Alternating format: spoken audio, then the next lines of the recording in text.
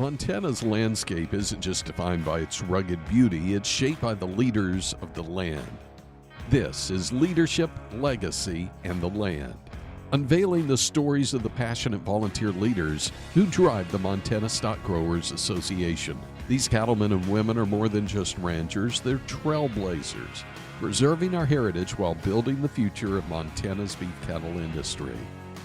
Brought to you by Stockman Bank, Montana's brand of banking.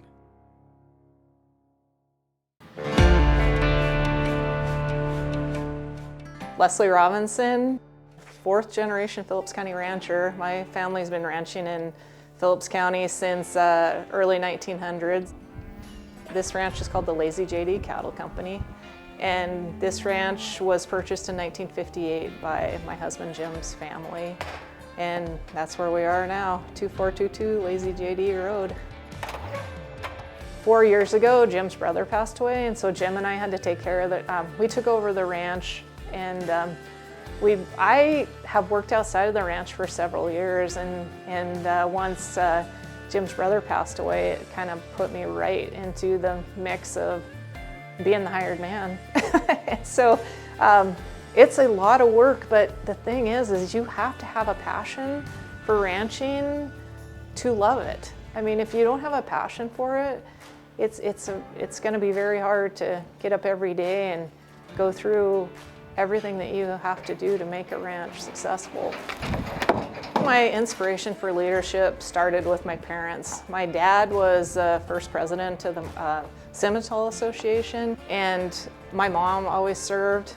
My leadership in Montana Stockgrowers started clear back in 1996 when I was only 30 years old, and I was elected to the board at that time, only the second woman ever to be elected to the board. And it's been a lot of years since then. I've done a lot of other leadership roles with different organizations, and I always wanted to come back into leadership in the stockgrowers, and it seemed like this was a time in my life that it worked out, and I just felt like it was time to serve.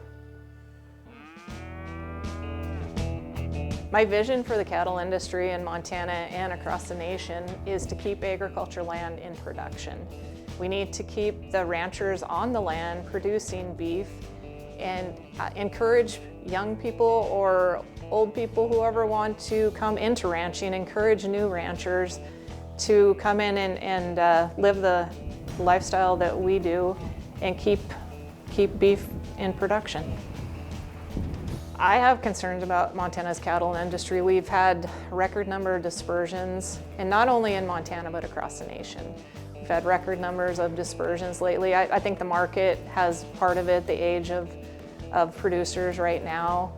So that's why it's important that we find ways to encourage and to help people be successful in ranching so that we can keep the land in production.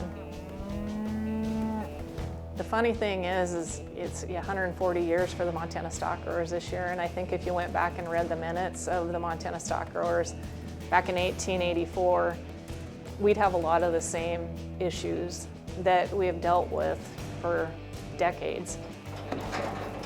Right now we have the good markets, but we need to be able to be sustainable when the markets drop also. So just trying to find ways to make your place sustainable in the bad times along with the good times.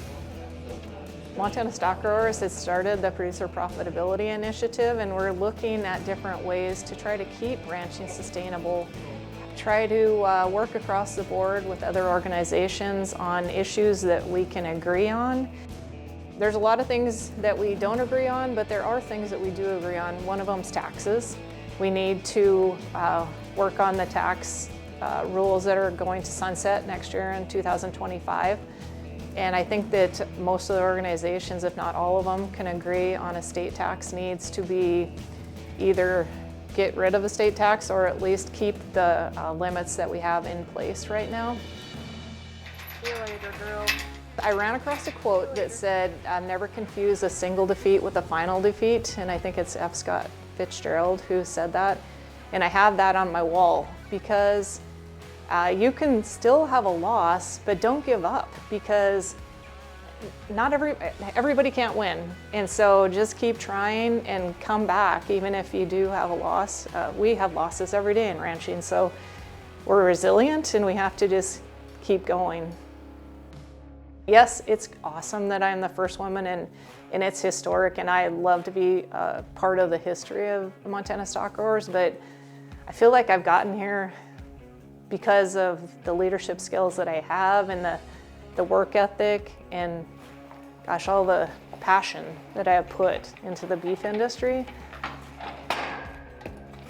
So it's great that I'm the first woman of the Montana Stockgrowers, but I've always been accepted just as another hardworking board member.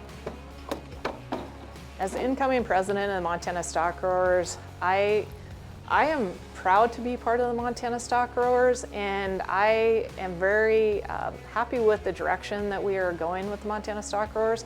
Since I've been on the board, we have really set goals and tried to really be accountable to our goals, and I think that we'll continue with that with the leadership that we have. And I have so much respect for all the people through the past who have been leaders of stockgrowers, and I just want to continue the legacy of a strong Montana Stockgrowers organization. This is Leadership, Legacy, and the Land, brought to you by Stockman Bank, Montana's brand of banking.